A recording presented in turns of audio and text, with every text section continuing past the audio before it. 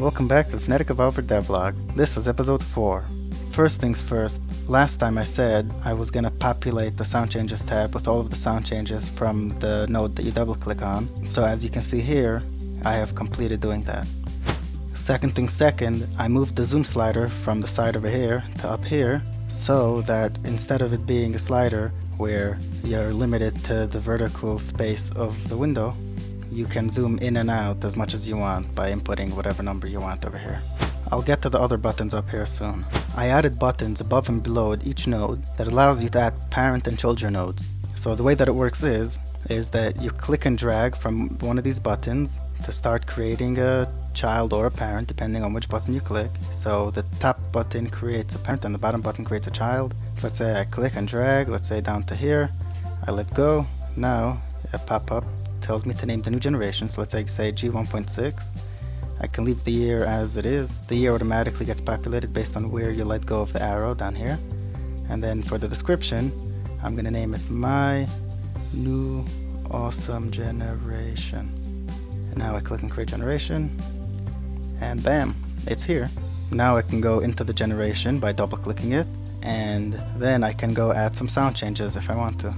Now I can go and I can add a parent. So let's say I go over here, I click and drag, I add the parent G1.4. I'm not going to give it a description, create generation, and boom, the parent generation was created. So now G1.5 has two parents, G1 and G1.4. Don't worry about the generations jumping around. Before, if you saw this side of the whole tree jump to the right side of the screen, that is a bug that I still need to get around to fixing, so don't worry about that.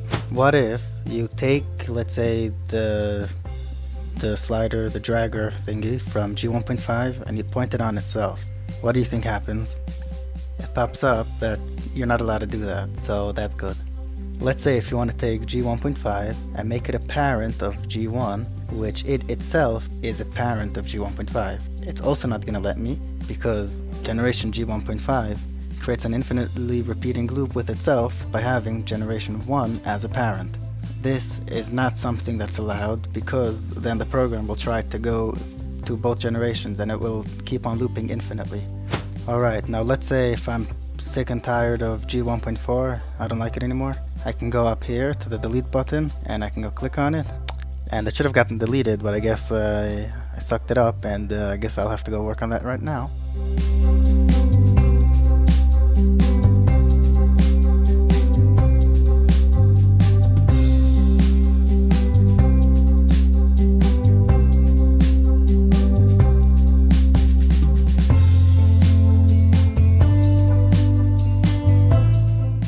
Well, that was really hard for no apparent reason. But anyway, I'm done now. So as you can see, I can click on G1.4. I can go up here to the delete button and I can go click on it and boop, it disappeared. It's no longer there. And all the sound changes that were in it are also gone. As for the other buttons up here, undo and redo don't work yet, but when it will work, you'll be able to undo deletes, so you wouldn't have to worry about deleting things by mistake. That's why I didn't put a pop-up, are you sure you want to delete? The way delete add child and add parent work is that you have to first select a node. If you don't, it's gonna go scream at you. So let's say if I select G1.5 again and I say add parent and I name it G1.4, create generation, whoops, I forgot that I need to enter a year. So let's say if I say the year, so let's say enter the year 300, create generation, and boom. The move button, what it will do is it will enable you to move around the screen over here with the mouse by clicking and dragging in the empty area instead of having to use the scroll wheel on the mouse.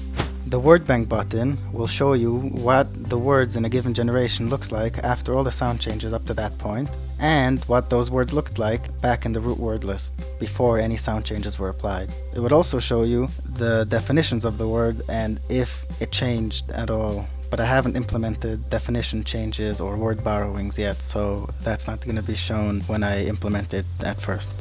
And now on to the brand spanking new save feature. The way that the save feature will work is that whenever the program closes, everything gets saved automatically, so you don't have to worry about it closing by mistake. I also put in a save button for people that are paranoid and want to save it throughout anyway, but it shouldn't be necessary. Let me show you how it looks like. So let's say I make a lot of changes, like here I'm making a new generation, G1.4, giving it a sound change.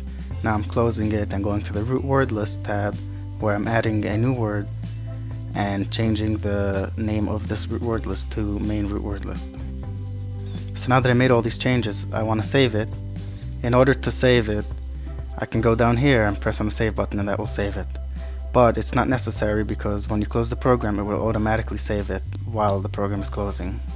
So just to show you that in action, I can give the program a close, and now if I open it up again, you can see that all the generations that already existed are still there, and all the new generations that I added, like G1.4 and its sound changes, are there.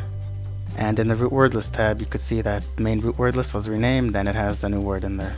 So everything's saved properly. What I'm going to work on next is, let's say if I add a new generation and I give it a name G1.65, then I go to root word list and I want to give it a word. If I type in G, you're going to see there's no 1.65 in here. It calculates all of these nodes at the time when the program opens, and it doesn't update them while the program is running, so I'm going to have to make sure to do that. And I'm also going to have to make sure to remove unnecessary nodes. When you delete a node, it should remove it from this list too. Catch you next time.